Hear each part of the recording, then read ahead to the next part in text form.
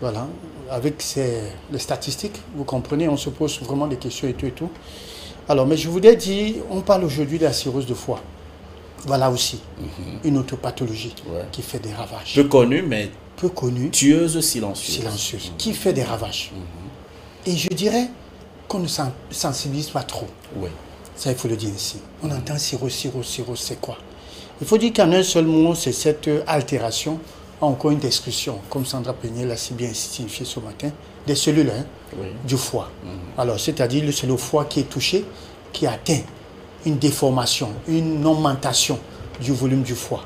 Voilà, une infection du foie, en quelque sorte. Voilà ce que c'est que la cirrhose. Pour moi, je n'appelle même pas ça pathologie, j'appelle, c'est-à-dire, c'est la conséquence de beaucoup de problèmes. Beaucoup de problèmes. Voilà. Peut-être pour apporter une petite précision malheureuse ce matin, on a eu des artistes qui en sont décédés. Hein, tout à fait.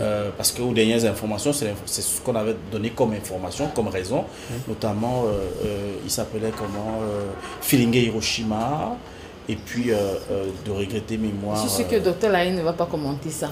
Parce que dans le corps médical, strictement prohibé. Oui, non, en fait, c'était une information. C'était une information parce qu'en fait, il était atteint de cette maladie. Vous, en tant que journaliste, vous le dites, mais lui, en tant que docteur, ne dira pas. En fait, à la fin, je crois qu'on ne donne pas cette information quand la personne vit.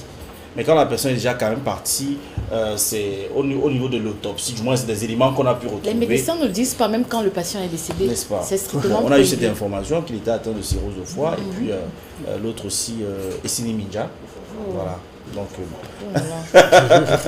donc malheureusement, c'est une maladie qui fait vraiment qui fait des ravages. Cirrhose, ça fait vraiment des ravages, hein, docteur. Et ça se manifeste comment? Voilà, il faut dire qu'en ce qui concerne les symptômes, c'est vrai que vous l'avez dit, silencieuse, parfois asymptomatique, généralement qui se révèle, les symptômes se révèlent tardivement quand on atteint un certain stade de la maladie.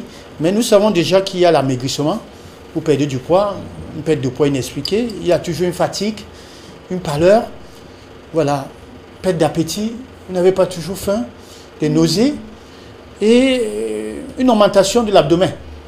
C'est-à-dire le ventre pousse. Le ventre pousse toujours, mais il maigrit. Non, Charlie, non, je vais rassurer. Non, ce n'est pas ça. Voilà, donc vous perdez le poids, mais par contre le ventre pousse. Parce que vous avez dit c'est asymptomatique. Il faut bien comprendre. Alors, il y a également ce qu'on appelle l'ITER, la coloration des conjonctives jaunes, voilà, et certains disent jaunissent. Voilà, ça fait partie également des manifestations. Voilà, en gros, les manifestations de ce qu'on appellera encore la cirrhose. Alors, il faut dire que c'est un processus. Alors, les causes, nous avons, notamment quand je parlais là, la définition, conséquence de plusieurs pathologies. Voilà. Et je voudrais commencer par l'infection virale, notamment les hépatites. Les hépatites B et C. C'est vrai qu'il y a A, il y a B, il y a C, il y a D, il y a E. Voilà, mais B et C. Donc, je voudrais dire qu'on soigne.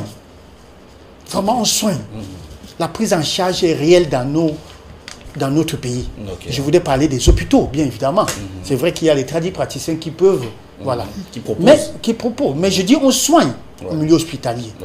Voilà. Et là alors, quand ça se complique, l'hépatite, justement, vous arrivez à ce qu'on appelle. Il y a ce qu'on appelle l'hépatite alcoolique, l'alcool. On recommande aux femmes de boire 1 verre par jour. Aux hommes 2 verres. Je dis bien, c'est ce qu'on recommande.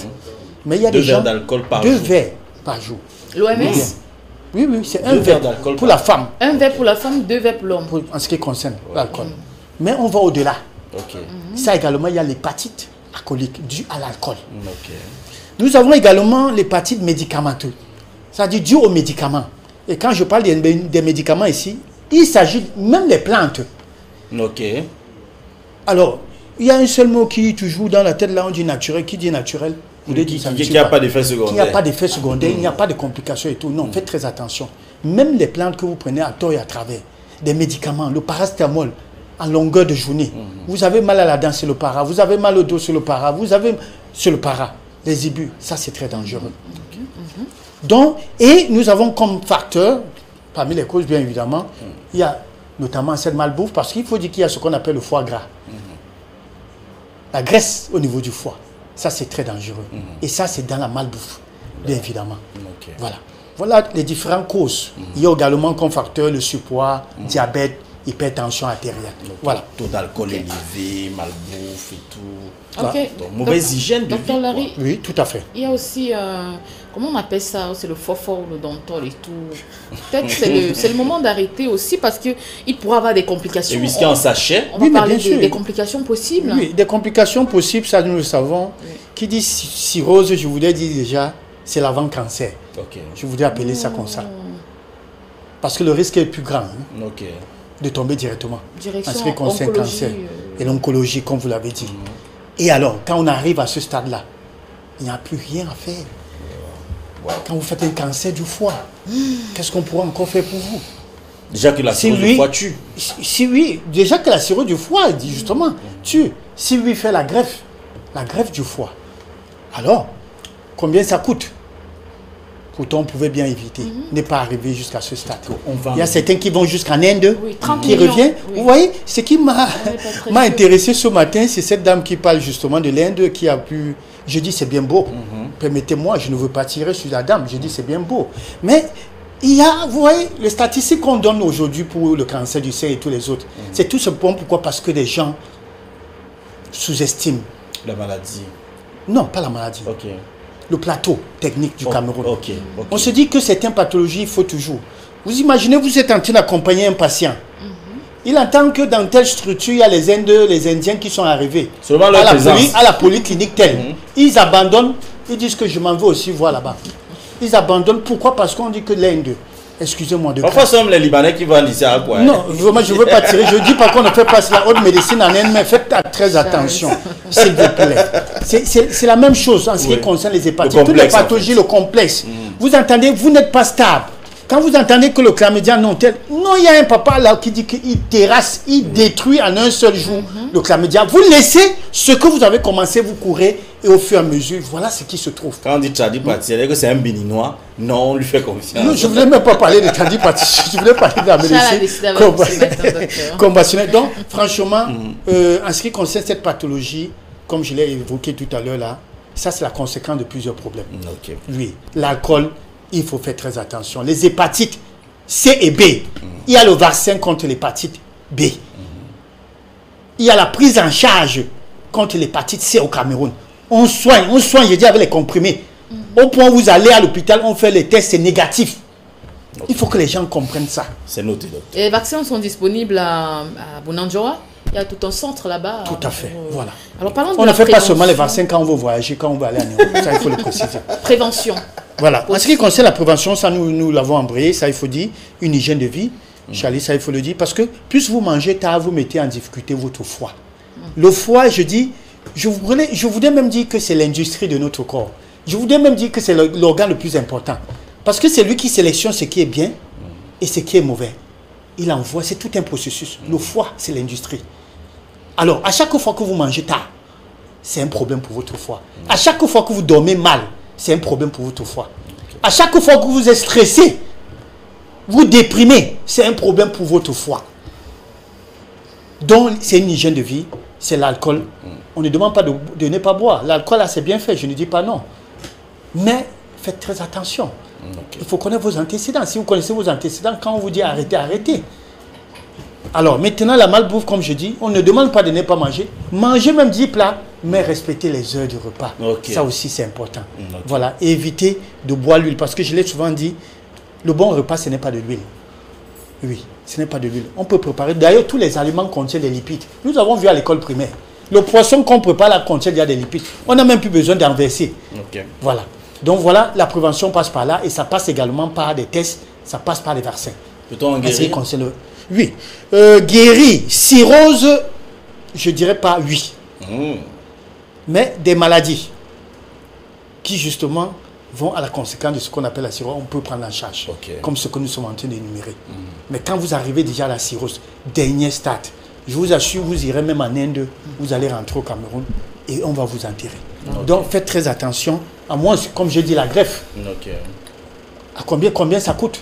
C'est toute une famille que vous allez mettre à terre, en quelque sorte. Le pourcentage de réussite? Oui, le pourcentage est très réduit en ce qui concerne la greffe. C'est presque comme le cancer. Puisque c'est avancé. C'est avancé. Il y a premier stade, il y a stade 2, il y a stade 3, il y a stade 4, cirrhose. Et quand vous êtes déjà à la 4e stade, le cancer est là. Donc, franchement, Il ne faut pas souhaiter y arriver là. Donc le traitement, vraiment, ça va dépendre justement de la cause de votre cirrhose. Ok, docteur. S'il vous plaît, un conseil en quelques secondes avant d'ouvrir le téléphone. Voilà, le conseil que je peux donner ce matin, on célèbre la vie, hein, journée mondiale, et je dis, pour pouvoir le célébrer, on a besoin d'avoir une bonne santé. La bonne santé passe par une bonne hygiène de vie. Donc je voudrais, mon message va à l'encontre de tous ceux qui nous suivent ce matin, c'est-à-dire la santé est la plus grande richesse. Que vous soyez pauvre, on n'a pas besoin. On a vu des gens avoir de l'argent et qui ne sont pas heureux. Donc la plus grande richesse, c'est la santé. Et pour cela, ça passe par une bonne hygiène de vie. Vraiment, faites du sport, mangez bien, ça c'est important, dormez bien. Et je voudrais dire en ce qui concerne le foie, il faut régulièrement aller, ne serait-ce que faire une échographie pour voir est-ce que le foie a pris de volume, est-ce que ça ne coûte pas, ça ne coûte pas cher, c'est pas, ça n'atteint pas le casier hein, d'une bière. Donc, allez le faire. Et il y a ce qu'on appelle détorse. Chaque 3 mois, vous pouvez faire une diète de détorse pour votre foie, pour pouvoir le reconditionner, pour pouvoir lui donner davantage la force. Et ça passe par ce qu'on appelle le pamplemousse. Un smoothie. Un smoothie de pamplemousse, c'est bon pour le foie. Ah bon? C'est un saveur amer. Il faut déjà dire que ce qui est saveur amer, c'est bon pour le foie. Ce n'est pas le sucre qu'il faut prendre. Il y a l'artichaut, il y a le chocolat noir, on revient toujours là. Oui, les betteraves. La betterave, l'avocat, voilà. Les navets. Toujours dans votre sac. Les navets, voilà. Donc, voilà autant des aliments qu'il faut prendre. Le curcuma, voilà, le pissenlit, le chardon-marie. Il y a autant des aliments qui permettent que vous devez prendre chaque 3 mois pour pouvoir donner la force à ce foie qui est si précieux. Voilà. Il faut manger les avocats. Hein. Voilà. Beaucoup d'avocats. Faites un tour vraiment à Bouddha là. Faut d'abord Babuto, ça va manger les avocats. Des noix aussi, par exemple. Oui, des noix. Oui, ça fait du bien. Merci, Sandra. Le foie, hein, c'est très important. Donc on célèbre la vie aujourd'hui. Les gens mangent souvent mal, ils disent qu'ils mangent la vie. Alors que... Merci docteur pour ces conseils. Je vous remercie aussi. Excellente journée. Portez-vous bien, docteur. À vous pareillement. Allez, c'est l'heure des téléspectateurs, hein, Charlie. 10 minutes pour prendre vos